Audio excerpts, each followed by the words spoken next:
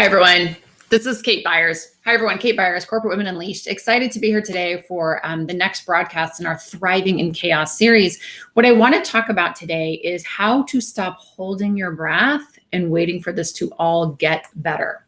Okay. And we're seeing this a lot. We did a wonderful call with about 50 of our clients last week. And one of the common themes is, there's a lot of anxiety. There's a lot of just not knowing. And as high performers, we do not like not knowing what's going to happen around the corner, right? We're the problem solvers. We're the ones that fill the gaps. We're the ones that everyone comes to for a solution. And when you're living in a world that is chaotic, where we just don't know what's around the corner, that can feel really disconcerting. And so what some people will do is we will go into the state of hibernation. Let's just wait to see what happens. Okay. And I call it holding your breath. And for most of us high achievers, that's a big issue for us because we've been holding our breath for decades. We've been holding our breath on the type of, for example, maybe partner we want to be in our romantic relationships, right? Because work always comes first. As soon as I get to this next promotion, as soon as this huge project finishes, as soon as the merger acquisition is over, as soon as the board makes this decision, I can then go back and be this really kind, fun, sweet, flirtatious, amazing wife that I haven't been lately.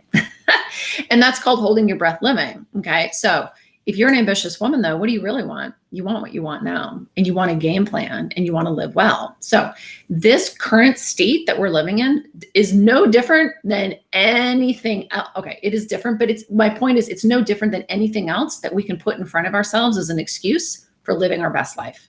Okay.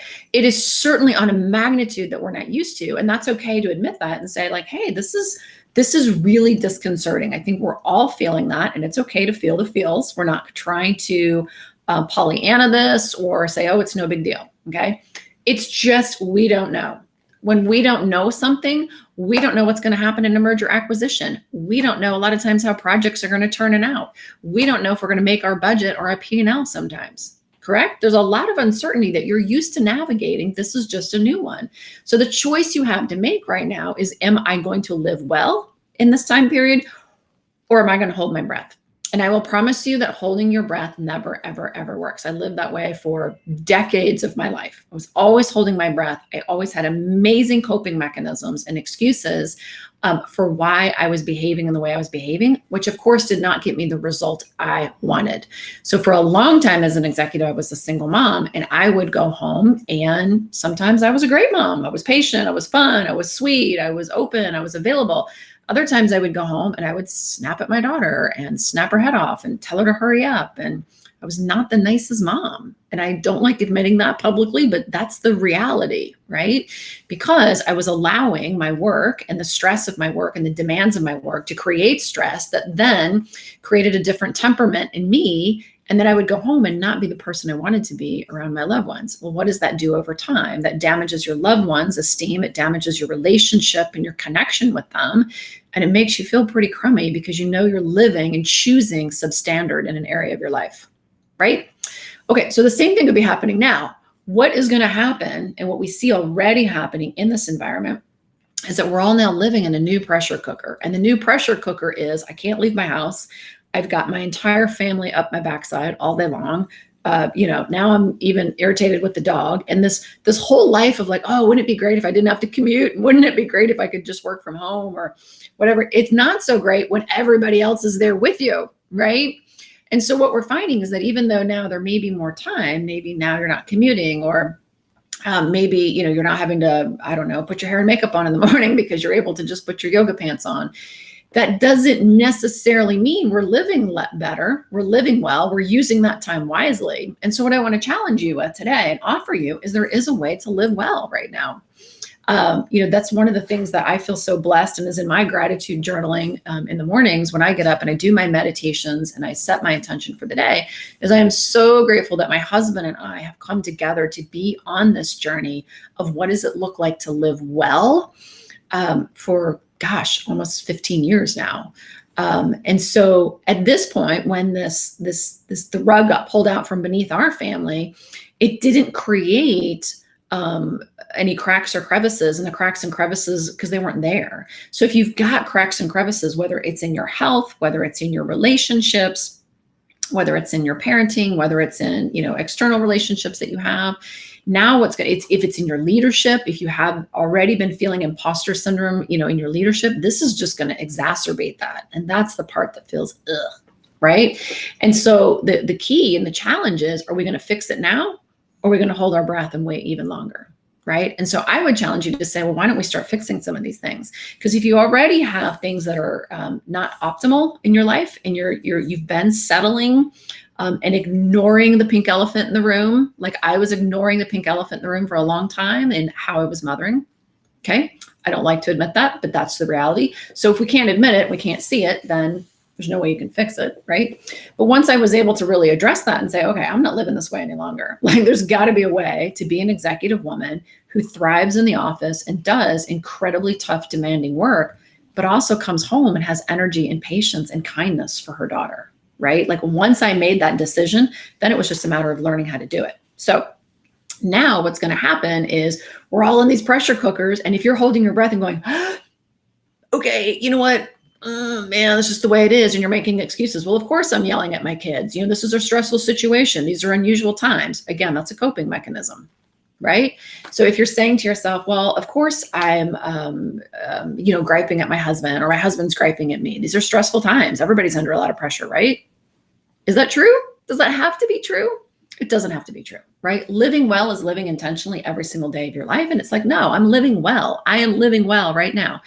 And what we do and what we teach is it's all about getting your needs met. So if you know the art of getting your needs met, I don't care if you're working 80 hours a week. I don't care if you live on airplanes. I don't care if you live in a toxic culture. I don't care if there's a glass ceiling over your head. You know how to live well because you always know how to get your needs met. And for any of our clients out there watching this, you know exactly what I'm talking about. You can have absolute freedom. You can be fit and healthy. You can be patient and kind and have tons of energy for your home life. You can do the things you want to do, even within these high pressure situations, if you understand your needs and you know how to meet them. So living well right now takes a couple things. One, it takes a choice that we're not going to hold our breath. And we're going to say, hey, let's use this opportunity to really look at what's substandard and go about addressing that. Like, that's an exciting opportunity. So it's so funny. I'm getting all these emails in my box. You probably are too. COVID-19, let's turn this into an opportunity. What everyone's talking about is like money, like let's make money. I love making money. I love making money, but I'm not talking about that kind of opportunity. I'm talking about the kind of opportunity that says, how do you live well? How do you, when you get to a place in your life where you're like, look, I have everything that looks great on paper, but what are we doing all this for? That means that there's areas of your life that are not working the way you want them to. Your relationships are not what you want them to be. The way you spend your personal time is not, instead of being fascinating and creative and multidimensional, is maybe flat. Maybe when at the end of the day, you're done working, you're just like watching TV shows and there's nothing more to your life other than TV shows and work and, that kind of thing. That's not a well-lived life. So living well, obviously you have to define that for yourself. But when else is a great time to live well? Right now, right? If you can't figure it out now, if you could figure it out now, think how easy it's going to be when all of this, evolves. We evolve past this point of history in our world. Wow, that's going to be really amazing. Like, I can't wait to see what that looks like. So like with our family, what it is, it's a simple conversation because we know what our needs are. We know how to meet those needs. It's just shifting the strategies we use to meet the needs. Great. Now that I am here in a 1,400 square foot apartment, high-rise apartment where our family cannot come and go like we're used to, how am I going to meet my need for autonomy? And there's thousands of strategies I could choose to get that, right? Or I could choose to hold my breath and say, oh, you know what? Right now I'm stuck.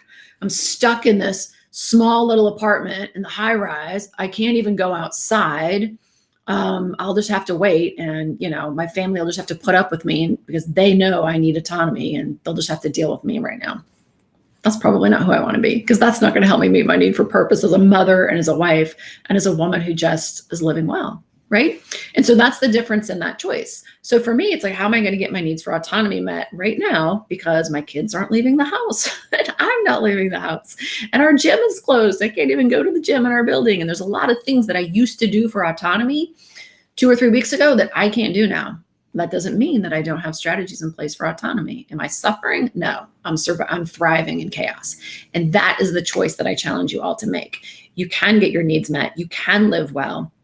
And you don't have to use this as another coping mechanism for living substandard. You don't have to continue to settle. If you choose to not settle, then you have a huge runway and opportunity right now to discover how those things that are maybe magnified for you don't have to be as raw and open and scary as you think. It's like, great, let's address it. That's what we do. That's what women who are successful do, right? We rise to the challenge. Let's fix it. Let's address it. Let's move on. What better time, right? So I hope this video is inspiring. I hope you're not sitting in a state of holding your breath. That never works well. We don't have an end date for this. We don't know what's going to happen. And admitting that is a lot better than flip-flopping with today it's horrible, tomorrow there's possibility. Hey, it might be over today. Hey, it might be, over in 10 years.